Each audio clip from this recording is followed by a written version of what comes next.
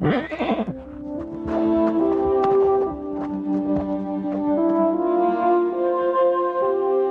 are among the most graceful and majestic creatures on earth, and yet for all of their beauty, horses largely remain beasts of burden.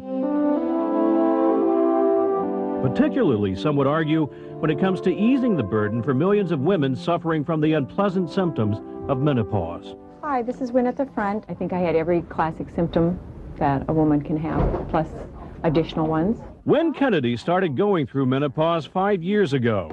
Probably the hardest one for me to deal with was being so depressed and being so emotional. There were also hot flashes and memory loss, but that was before she started estrogen replacement therapy using a drug called Premarin. And now I feel really good. My energy level is up again. Although it's quite possible you've never even heard of it, Premarin is the most widely prescribed drug in the United States, with nearly $1 billion in annual sales. Its active ingredient is conjugated estrogen, and you may be surprised to learn that it's derived from the urine of pregnant mares. Premarin's patent has expired, and now a Minnesota company is poised to start making a generic version of the drug. The work that we've done here is going to make these drugs available more abundantly and at a lower cost. Each week, trucks deliver 36,000 gallons of pregnant mare urine to Natural Biologics in Albert Lea. The company has contracts with 35 PMU farms in a 6-state area. Among them, Dave Schubert's farm near Brainerd. I guess it's just about like milking cows. Which in essence operates on the same principles as a dairy farm. With a few notable exceptions.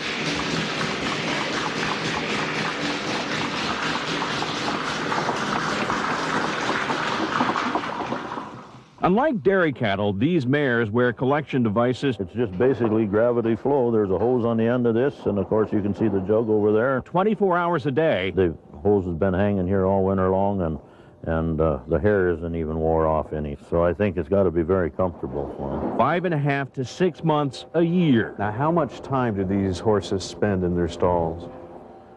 Well, we put them in October, and we take them out in the middle of March. But there again, you know, we let them out for exercise on a rotational basis, you know, probably about twice a week. Poor things. As you might have guessed. This horse would go absolutely nuts if he was kept in like that. The industry is not without its critics. They're taking the horsiness right out of the horse, and they're turning them into a production machine. And I feel that that's very wrong. Drew Fitzpatrick runs the Minnesota Hooved Animal Rescue Foundation, which rescues about 100 horses from abusive environments each year. She says confining and tethering a horse to a stall for extended periods of time is cruel. They like to roll in the dirt, they like to lay on their sides, they like to itch their chins. When it's snowing and blowing outside, they're just as comfortable as here as we are watching TV in our living room. Yeah, and you know what happens to people when they sit in the living room and watch TV all winter? They start to turn into slugs. But they're watching TV, you know? They're not sitting in the living room staring at a blank wall. That's not good. Oh, she's bored.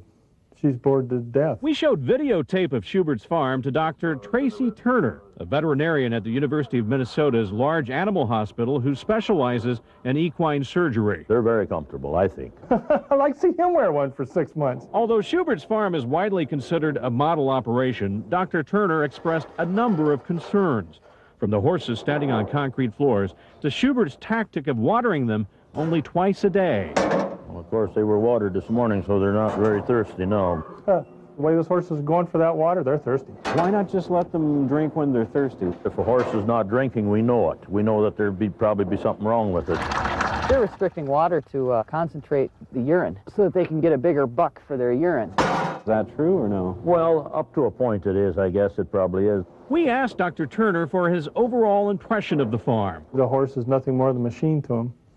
You know, and they provide the horse with what the horse needs, and they provide him with minimum care.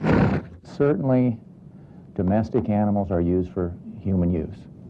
I can't deny that. We drink milk, we wear wool, we have leather briefcases. But suppose for a moment there was an alternative that didn't involve animals. In fact, there are at least a dozen. In a laboratory now, we can pretty much make exactly the hormones that a premenopausal or a postmenopausal woman would make in their bodies. There are alternatives out there. There are plant-based alternatives, synthetic alternatives, Why not use them instead? I don't think they're as effective or as proven. This has 50 years of experience. As a physician, is it your opinion that these alternative approaches are just as good as Premarin?